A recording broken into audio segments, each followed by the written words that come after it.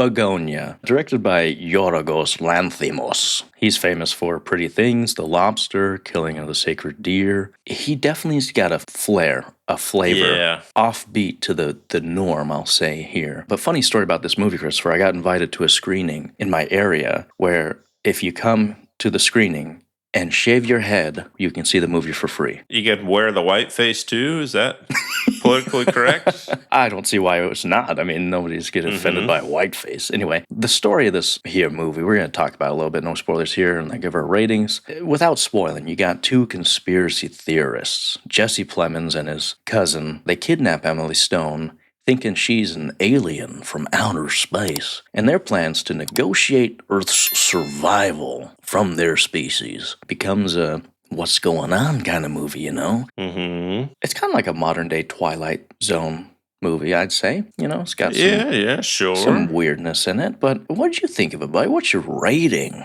Not my favorite. It's a very peculiar kind of movie. Yes. I'd give it like a 6 out of 10, personally. Okay. How about you, Steve? I've seen The Lobster. I've heard of his other work. He's a weird kind of director. I gave this a 7.5. Whoa. Yeah, and I'll Hey, tell you we why. finally differ here. I went back and forth many times, Christopher, but it's a movie that I'll never watch again. Yes. But it's an experience. I'd like to say it's kind of what movies are for, in that you watch it and it makes you think a little bit afterwards, and it's not shut off your brain. It's engaging throughout. It's an experience. And so, while though there are some flaws in it, I was like, you know what? Overall, it's better than what we've seen recently. I'd take this over a Captain America 6, or, you know, we've been clamoring for more original stuff that makes you out of your comfort zone. And I was out of my comfort zone watching this, I'll tell you that. And so for that reason, it has merit. And there's a lot of good things. There are some bad things, but I was like, we are always talking about we need more new stuff. And this is a new stuff. And I'd be a hypocrite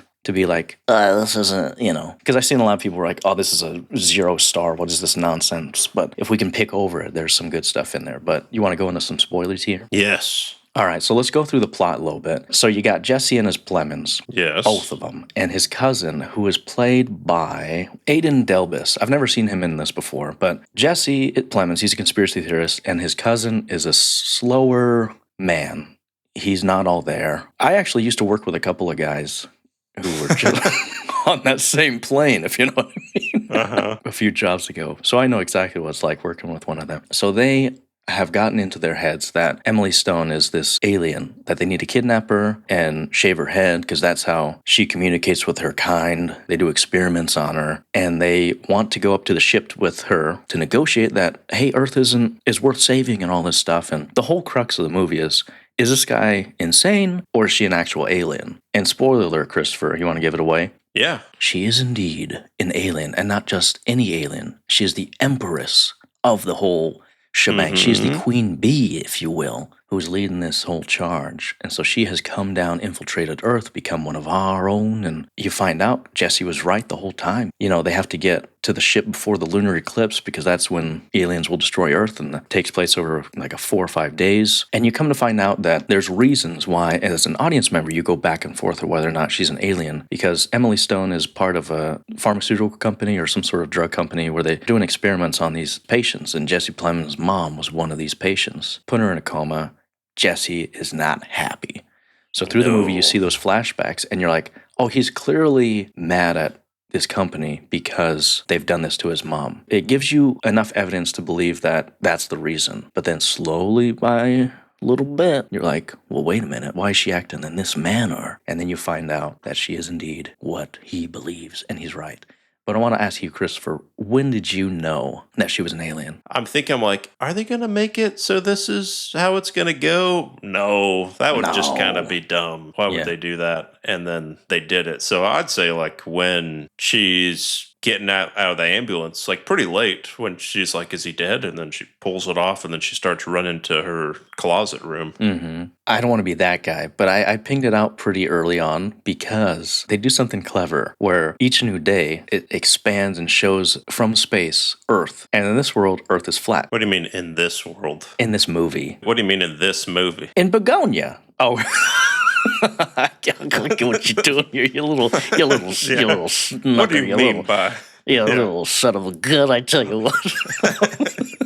they show the flat Earth. This is it. Like it's real, like that she's an actual alien because what we see they show us right in front of us. And then also it was confirmed when instead of leaving right away, when his cousin demises himself, unalives himself, she doesn't run away. She goes and finds this closet full of experiments and notes and horrors. And I was like, oh, she knows now. But you got any cons, buddy?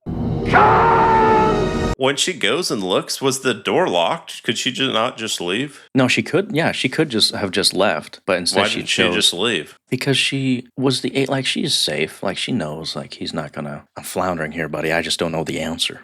I'd say I just didn't really care for the ending. It just seemed kind of dumb to me. At what part? Was it the massively long locks of hair aliens in their Kanye West suits? Yeah. It would have been better if they just cut it off right after she teleports back. But then, yeah, they do all that. And I'm like, this just looks really silly. It did get very silly, yeah. So you would have preferred if it was like ambiguous, where maybe she like goes to back to the crime scene, but doesn't go up, and it just kind of ends, so you don't know for sure. I think that would have been better. You could have done the whole Inception spinning thing. Oh, did it wobble or something?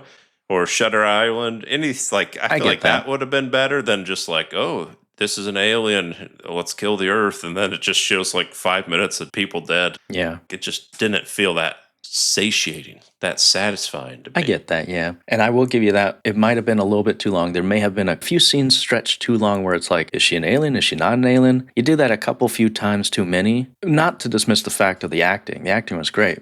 I also kind of had a problem with maybe the message of it. I know it's just for fun or whatever. We're to garner from this movie that, oh yeah, isolationism and diving into conspiracy theories are harmful. Because Jesse Plemons, once his mom gets in that coma, he dives in and becomes a conspiracy theorist and a crazy puffs kind of guy. And so there's some commentary on there where people are like, oh, if you dive too much into these, you can become a crazy person and all this stuff, But the thing with that is he was right, So it's like dive in, the truth is out there. I bet you didn't know this. This is a remake of a 2003 Korean movie called Save the Green Planet. And I gotta tell you, I watched a trailer for it and a little bit of it. Bonkers. Absolute just madness. Because it's like, how like the Asian movies, they don't give two cares. It's like an older movie and it is off the wall. Like the vibe of it is like this rock anthem horror, like kind of comedy almost. At least that's where I garnered from the trailer. And it looked like so much more fun than this. And I'm like, maybe we should do a commentary track on that one because it looks so much fun and just out there and wild. You know how like those Japanese game shows are just like, oh,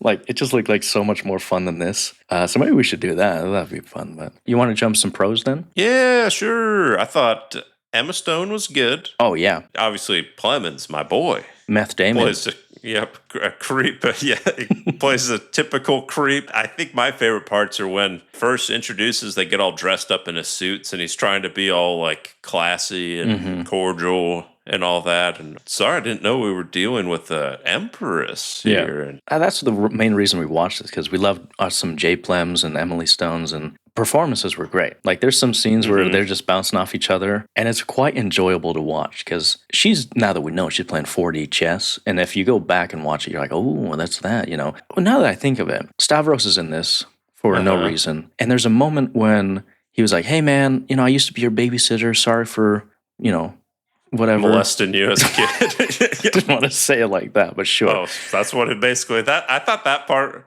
obviously, sad, but it's pretty funny because he's just trying to get him out of his house because he's got Emma Stone chained up down there, and he's like, no, it's fine.